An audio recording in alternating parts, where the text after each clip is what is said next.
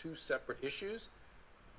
Head nodding out here, and it's hard to disagree with the idea of just being happy and accepting yourself and not feeling demeaned by whatever your body size or image is. But Mimi Roth disagrees. She is founder and president of National Action Against Obesity. Now, Mimi, you say this is misleading. Go have at it a little bit. Well, I certainly think that we all want to feel... All right, folks, let me just stop this video for a second. Is it okay to be fat? So now I'm going to start making a series of videos on problems within our society that have to do with how we perceive the topic of obesity. The reason is a lot of people aren't ready to lose weight. What does that mean? I am not ready to lose weight. A lot of people have a huge problem with weight. For example, people with a BMI of 45. They are at a high risk of, for many diseases. Their bodies are exposed to higher amounts of cancer-producing hormones that unfortunately, are produced by their own bodies, that are basically are under a process of accelerated aging. Now, this is a problem that's reversible. So, it's like saying, listen, you have a problem that it can be fixed first and foremost. Secondly, if I tell you then you have a problem that can be fixed, and I tell you, well, it's okay to be fat, am I doing you a service? Am I telling you, because folks, some people have gained a tremendous amount of weight because they have a hormonal issue. If we never look into it, we'll never find out the reason why. So when we tell people it's okay to be fat, are we assuming that it's always a dietary issue? What about the medical reasons behind obesity? So what about people that have Cushing syndrome? They have a cancer, they have a tumor, and we tell them, it's okay to be fat. So do we just don't look into the subject of obesity? So these people that get delayed, access to questioning, to becoming acceptant of being talked about a weight loss intervention, then these are people that, in my opinion, get harmed. But let's continue on this topic of, is it okay to be fat? Good about ourselves. That's understandable. I don't think people should feel demeaned by their size. And I also couldn't agree more with the message of daily exercise. No matter what size you are, you'll certainly benefit from daily exercise. You can't be healthy without that. But then let's talk about where we disagree. Look, if you want to feel good about yourself, it's impossible to feel good about yourself when you're doing something that's self-destructive. Also, self-destructive behaviors that result in damage or debilitation.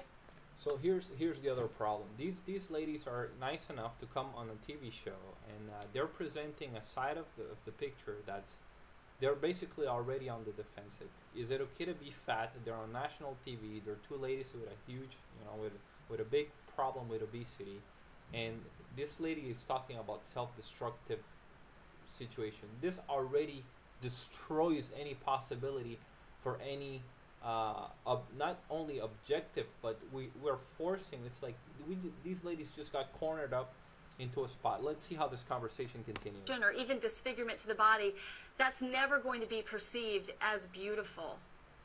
Jeanette, now what about, I'm going to ask Mimi this, what about what Jeanette said about the data that in 3 to 5 years, even people that effectively lose weight end up gaining it back? I mean, we hear that, the Biggest Loser, we hear about a lot of these people who gain their weight back in spite of doing a great job losing it on the television show. What about that, Mimi? Yeah, she's right. Most of the studies show there's about a 95% failure rate of keeping weight off and losing it. However, there's the weight maintenance registry that tracks people who've lost significant weight and kept it off year after year. And here's what those people have in common. They stick to food that's healthy and works for them that they like. They regularly eat similar things. They try not to go to buffets where the choices are endless. They exercise at least about an hour a day. And this video is like, is so mean towards these ladies. they're because I mean, I feel like it's almost done on purpose.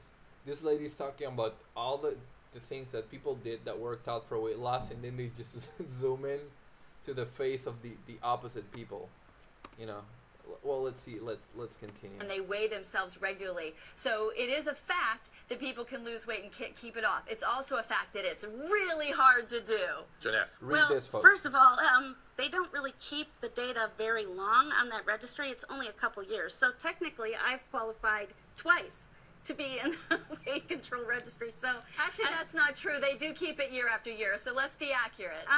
well, the thing is that I think that the HAES approach, the health at every size approach, has been documented to work.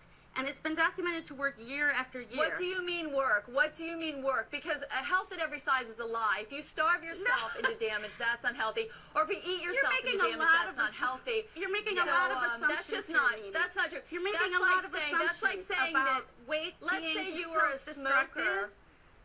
Let's say you're a smoker and have black lungs, and you try to say that's healthy because you don't have cancer yet. We know that it is actually factual that obesity is dangerous, and it's connected to cancer, stroke, Alzheimer's. We even know it's connected to an increase in birth defects. So there's nothing left to debate. Maybe. It's not beautiful. It's not healthy. Maybe, do you have some personal connection with all this? I don't know your story. Tell me.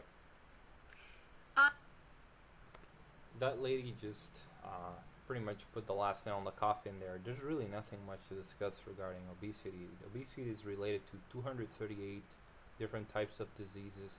As I've already covered in a video here on YouTube, which you can look into, there's 11 types of different cancers that are related to obesity, starting with esophageal cancer, breast cancer in postmenopausal women, colon cancer, kidney cancer, ovarian cancer, uterine cancer, pancreatic cancer, biliary tract cancer. So the reality on the matter is that it is harmful. In my opinion, it is harmful to tell people that it is okay to be fat. Now, the problem is society is evil.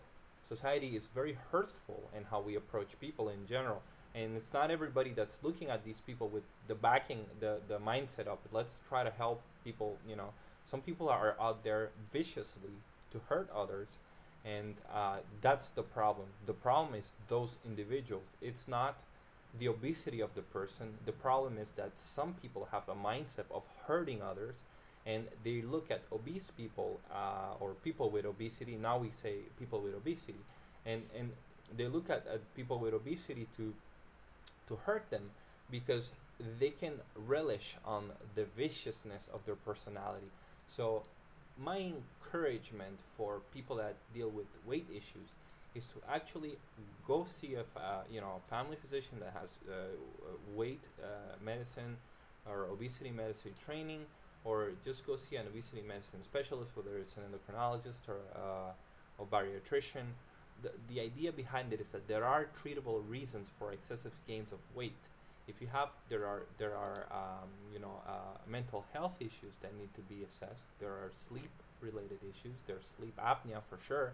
So there are treatments for problems that maybe you're not being treated. It's like before, and I always make allusion to this because before, when people were depressed and they had problems like psychosis, we used to put them in a cage and we would make them spin really fast, and the priest would just then spray you with holy water and would say would recite something from the Bible, hope that the spirit would leave your body. But bottom line is that medicine and society is changing, but it takes a very long time.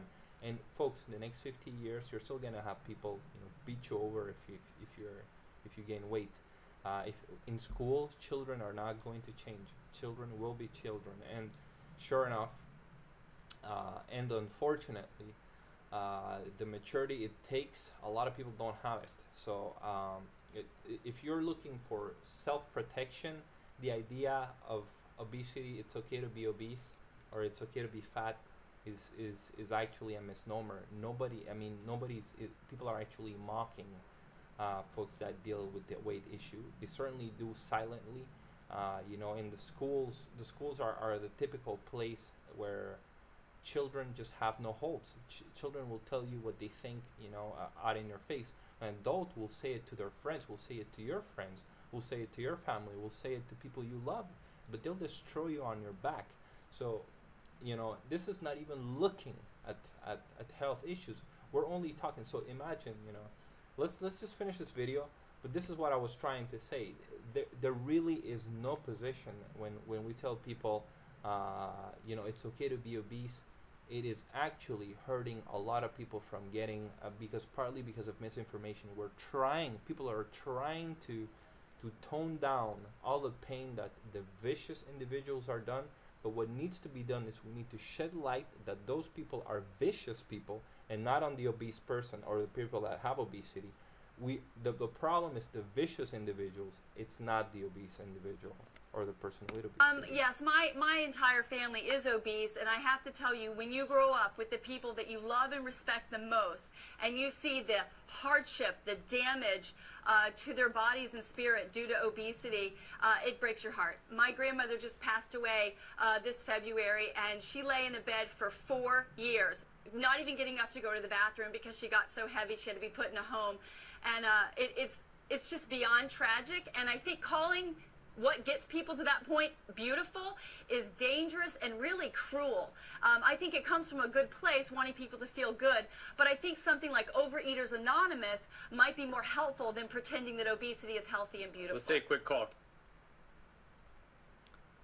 Alright folks, so that's it for this video. I hope you guys, at least that's my opinion on the subject. Obesity, folks, is a very difficult topic to approach, folks in general, and part of the issue is that a lot of people are not ready to lose weight, and you have to become proactive about it, because nobody but yourself is going to help you out. That's the bottom line behind that. So one last thing before I finish this video, we have to spin the wheel. So let's spin that wheel this one time before. So we have to spin the wheel of the fly. Let's see.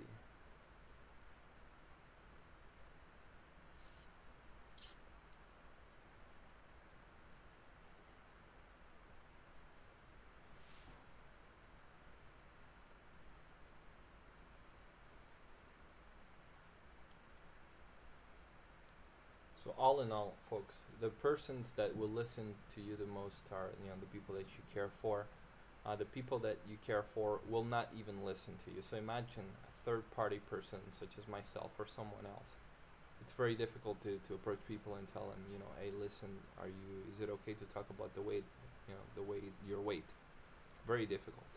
So it doesn't take much for a physician or anybody in general to get attacked or retort by someone before they say, well, you know what, if patients are not coming to me for help, I'm not gonna try my best to help them out, because the reason is people are simply not ready, and it's like trying to push someone that's not willing to do something that you think is good for them.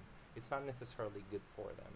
So it's also, we can't be arrogant about how things are, or at least what we think is good for someone is not necessarily good for someone from their standpoint. But at least we can tell people, listen, I'm not Nostradamus here, but I have a lot of medical backing to support what I'm saying, and in terms of medical opinion, I think I have a lot of goodness to provide to you, and a lot of good advice. So regardless, everything has a mutual responsibility to it.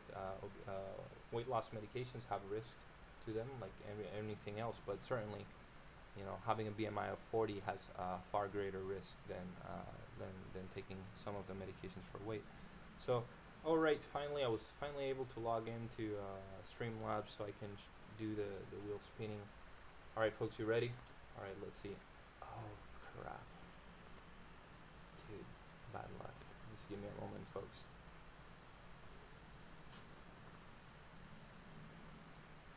Alright, so you're about to see the fly. Alright, let's pin that. Man, I love this thing. So cool. Alright, let's see. So we got 20 setups. Alright, so I'm going to do 20 setups and I'm going to close this stream. And that's it for today's video. Alright.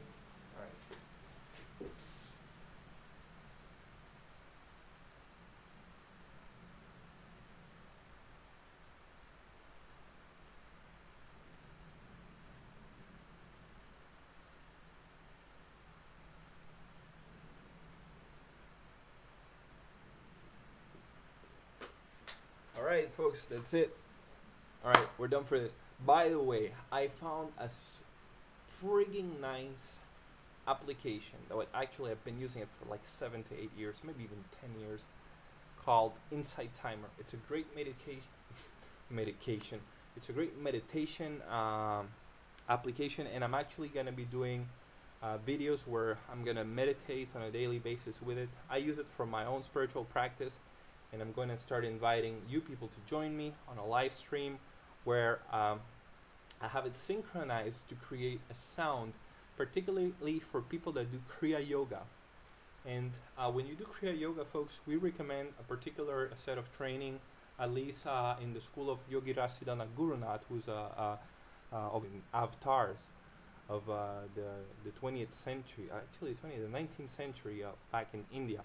But the idea behind it, folks, is that there is I found when I started doing this when I started using the Insight Timer, I felt it was very easy to focus more on the concentration, and it allowed me to time up my breaths to 22 seconds.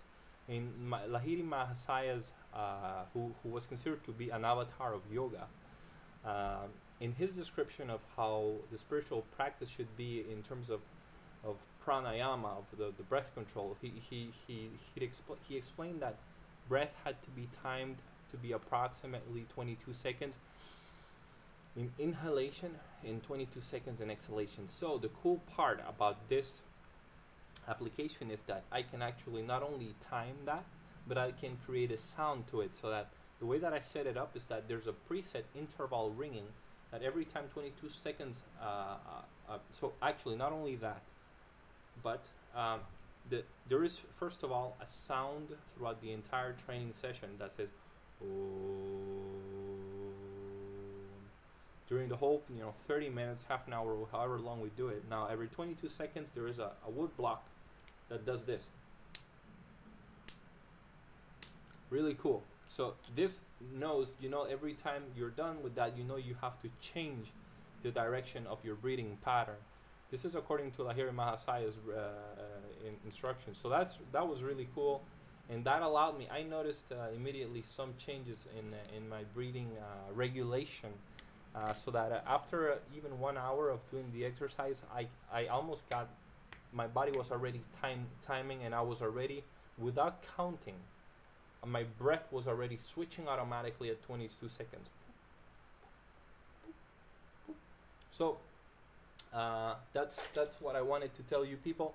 Now we do not discuss the techniques of Kriya Yoga, but for those of you that have been initiated, I want to provide a method for us to meditate together, and at least we will be using that, and that way it also, the preset that I have also has every 44 seconds, so every time we finish a set, we basically have a special sound which counts up for however many pranayamas we do, Shiva Shakti pranayamas we do.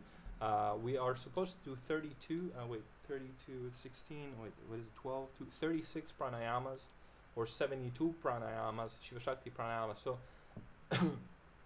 I have it timed up for 72.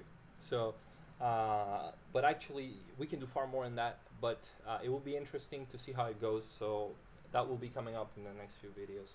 Wish you all the best.